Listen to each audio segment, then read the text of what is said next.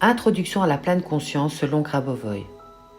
Présentation du texte Gérer le niveau de la pleine conscience qui a été écrit le 2 juin 2004. La conscience et l'esprit, une exploration philosophique. Plongeons dans les profondeurs de la conscience humaine et de l'esprit. Découvrons comment ces concepts s'entrelacent et évoluent constamment. C'est inspiré de la vidéo Jour 68 de Marilyn Durand. Les niveaux de conscience. La conscience se divise en différents niveaux. Chaque étape joue un rôle crucial dans notre perception du monde.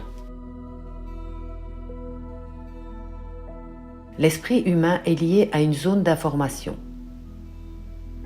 La conscience est divisée en deux niveaux. La perception, l'action de l'esprit, et de la première fraction de l'information, avant que celle-ci soit traitée. Comme on pourrait dire parfois même la pré-pensée. Nos pensées préexistent à la pensée. Le concept de Grabovoi. La première fraction, c'est la découverte initiale de l'information. C'est un moment de surprise. Puis il y a une période de transition durant laquelle le passage se fait de la nouveauté à la familiarité. Ensuite, l'action de l'esprit. Bien, l'esprit traite l'information de manière plus approfondie. L'expansion continue de l'esprit. La zone d'information. L'esprit est une zone d'information en constante expansion. L'esprit rend l'information active et opérationnelle. Il coordonne les éléments vitaux comme l'instinct de conservation. L'expansion de l'esprit. Donc, les nouvelles expériences nourrissent l'esprit. On est d'accord, si on ne faisait jamais de nouvelles expériences, on ne serait pas très enrichi personnellement. Et surtout, on ne viendrait pas sur la Terre.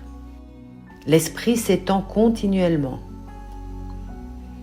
Et c'est un processus infini de développement.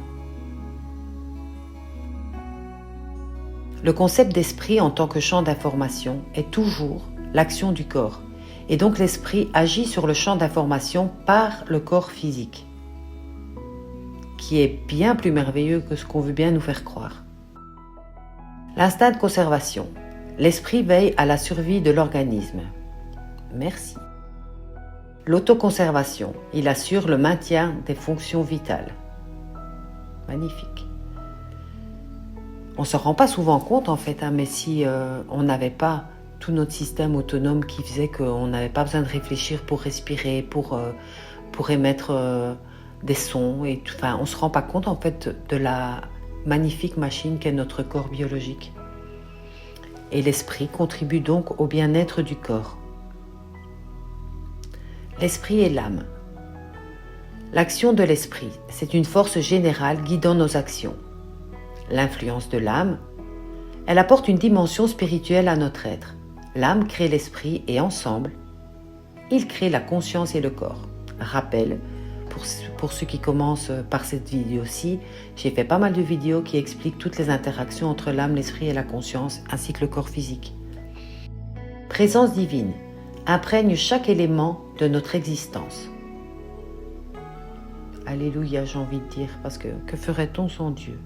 L'esprit comme expression divine. L'esprit, c'est l'expression de Dieu dans l'action de l'homme. Je répète, parce que cette phrase est juste magnifique. L'esprit, c'est l'expression de Dieu dans l'action de l'homme. Cette phrase profonde souligne le lien entre notre esprit et le divin. Elle suggère une dimension transcendante à nos actions. L'esprit sous forme de sphère. C'est vrai que là, j'aurais pu mettre une sphère, mais bon. La métaphore pour la nature dynamique de l'esprit. Donc c'est une sphère infinie. C'est peut-être pour ça en fait que je ne l'ai pas fait, parce que si elle est infinie, je ne saurais pas la mettre sur du papier. Connexion infinie symbolise la capacité de générer d'innombrables liens. Pilotage autonome facilite la compréhension et les mécanismes de l'esprit. Donc en fait, vous imaginez une sphère infinie, donc vraiment immense, avec plein d'interrelations et de tous ces fils en fait qui nous permettent de rester biologiquement en parfaite santé. Conceptualisation de l'esprit en sphère. Donc, c'est une encapsulation de l'information dans un concept régulier. Fermeture et infinité, existence déterminée mais composée d'infinis points. Représentation visuelle facilite la compréhension de sa nature complexe. Donc, comme je vous disais, vous imaginez cette sphère qui paraît finie, mais en fait qui est composée de milliards de connexions, de milliards de points. L'action concrète versus la diffusion d'informations. L'action concrète, c'est l'action physique, par exemple, d'un arbre, comme sa croissance, qui représente un phénomène tangible et observable. La diffusion d'informations, eh bien, la diffusion de l'information de l'arbre dans le champ informationnel général est par contre beaucoup plus subtile, manifestée par une luminescence particulière que certaines personnes beaucoup plus subtiles peuvent voir. La sphère de l'esprit selon Grabovoi. Séparer l'action physique de la diffusion d'informations dans le champ d'information général. Observer la luminescence comme manifestation concrète de l'information. Donc là, c'est presque un exercice. Je reprends, donc séparer l'action physique, donc de ce que vous êtes en train de faire, de la diffusion d'informations. Donc, quoi que vous fassiez, quoi que vous croîtriez, donc puisqu'on est toujours en expansion, il y a toujours en fait une diffusion d'informations qui peut être perceptible par certaines personnes et même par vous avec un certain état de conscience. Expansion formelle de la sphère d'information pour le macro-sauvetage. Ça, en fait, c'est la partie la plus importante, je pense, de l'enseignement de Grabovoi sur le macro-sauvetage. C'est que tout ce qu'on peut faire pour soi, en fait, on le fait pour le macro-sauvetage. Donc, on le fait vraiment pour tous. Et donc, ce qu'on peut percevoir comme luminescence à travers nos propres actions, eh bien, on peut le percevoir à plus grande échelle pour la sauvegarde générale de l'humanité. C'est ça que j'ai adoré, en fait, dans l'enseignement de Grabovoi. Alors, caractéristiques de la sphère de l'esprit. Ah ben voilà, j'ai quand même mis une image avec une sphère. Fermeture générale. La sphère de l'esprit est conceptuellement fermée pour définir ses limites. Donc, c'est pour pouvoir se l'imaginer. Mais malgré sa fermeture, elle reste une sphère infinie. Donc, comme je vous l'ai expliqué juste avant. Le dynamisme, elle détermine ses connexions internes et externes de façon dynamique. Alors, l'esprit est une sphère de pilotage autonome, nature sans limite de la sphère de l'esprit, comme on vient de le dire précédemment. Connexion dynamique, on vient de le dire aussi. Mais structuration autonome des liens internes et externes. Donc ça se fait tout seul quelque part. Capacité d'autorégulation et d'adaptation constante. Si à un moment vous courez, automatiquement, il y a plein de choses qui se font dans le corps pour permettre justement au corps de rester en bonne santé malgré un effort. Cette conceptualisation nous aide à saisir la complexité et l'autonomie de l'esprit, ouvrant de nouvelles perspectives en philosophie cognitive. Multiplication des sphères et technologie du bonheur. Ça, c'est cool. L'esprit duplique ces sphères pour résoudre plusieurs tâches. Chaque sphère contient d'autres sphères. Rappelez-vous, tout est holographique. Des sphères spirituelles guident vers le bonheur individuel. Interaction esprit, conscience et information. Donc ce sont des systèmes dynamiques. L'esprit et la conscience évoluent constamment. La conscience s'organise en accédant aux informations de l'esprit. Donc développement protégé, ça c'est important.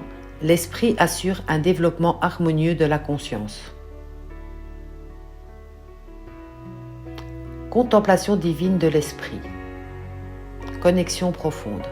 L'esprit contemple Dieu, comme à l'intérieur de lui-même. Très jolie phrase. Vecteur divin. L'esprit permet à Dieu d'observer l'information humaine. Respect du libre arbitre. Observation divine sans intervention directe. Ça, c'est important à savoir que nous sommes les capitaines de notre bateau, même si au départ, c'est Dieu qui a créé le bateau et qu'il nous suit, mais on a le gouvernail en main Il ne faut pas attendre de sauveur extérieur si ce n'est de nous-mêmes.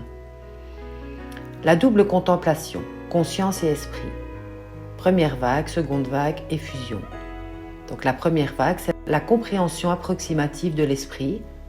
La seconde vague, c'est une prise de conscience profonde quand on évolue vers les enseignements et qu'on prend vraiment conscience de son esprit. Et ensuite, la reconnaissance de soi et du divin dans l'esprit, que vous pouvez atteindre avec certaines technologies de Grabovoi ou de Petrov, ou même en faisant des méditations profondes.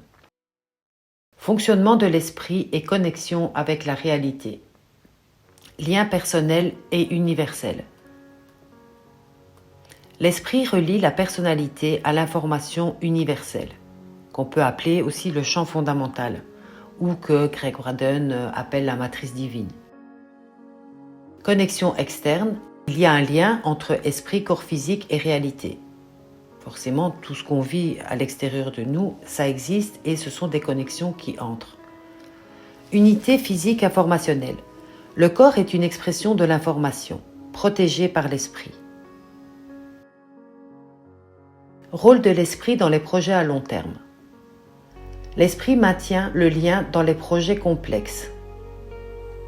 Une fois assigné, l'esprit travaille indépendamment. Et il permet de se consacrer à d'autres activités. Et donc, ce qu'on souhaite, ça se travaille en toile de fond, je dirais. L'esprit, système de comparaison et décision. Alors, traitement de l'information. L'esprit analyse une quantité immense de données externes. Et surtout en ces temps-ci, on est mon ami Cyril dirait, des infobèses. On a tellement d'informations qu'on est complètement noyé. La technologie comparative, donc ça relie les éléments simples à des structures universelles. Donc, à travers tout ce qu'on traverse, tout ce qu'on vit et toutes les informations qui nous pénètrent, en fait, ça peut nous mettre en lien, à condition d'une certaine ouverture d'esprit, nous relier avec les points positifs qui se trouvent dans le champ fondamental et qu'on n'a pas toujours l'occasion, si on est stressé, de percevoir. Et donc là, on peut se connecter à des fausses informations qui semblent parfois nous faire du bien, mais de manière illusoire. Graduation de l'esprit, identification claire des interactions esprit et monde extérieur. L'esprit comme interface divine. Alors, connexion directe. L'esprit est une interface personnelle avec Dieu. La sphère symbolique représente la relation intime avec le divin. Sécurité divine, sentiment de protection et de soutien constant. L'esprit humain et le développement infini. Action divine, l'esprit humain comparé à l'action de Dieu. La délégation spirituelle, possibilité de confier des tâches à l'esprit. Et pilotage automatique, l'esprit opère avec une efficacité et précision infinie. On en a déjà parlé un petit peu plus haut. Intelligence et compréhension de Dieu. Capacité de comprendre Dieu en temps réel. Et la phrase favorite de Grabovoi, c'est « Je vois et j'agis comme le Créateur voit et agit ». Action harmonieuse, agir en accord avec la compréhension divine. Universalité, observable dans tout objet d'information, pour qui sait voir. L'intelligence, c'est une imitation de Dieu. Agir et comprendre comme Dieu. Action guidée par les principes divins. Percevoir les actions comme des manifestations éternelles.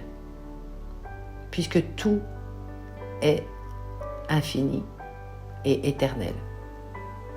Et on a une fâcheuse tendance à tout limiter, à tout rétrécir, alors qu'en fait tout est tout le temps magnifique champ d'expansion qui s'étend à l'infini. C'est tellement merveilleux la vie.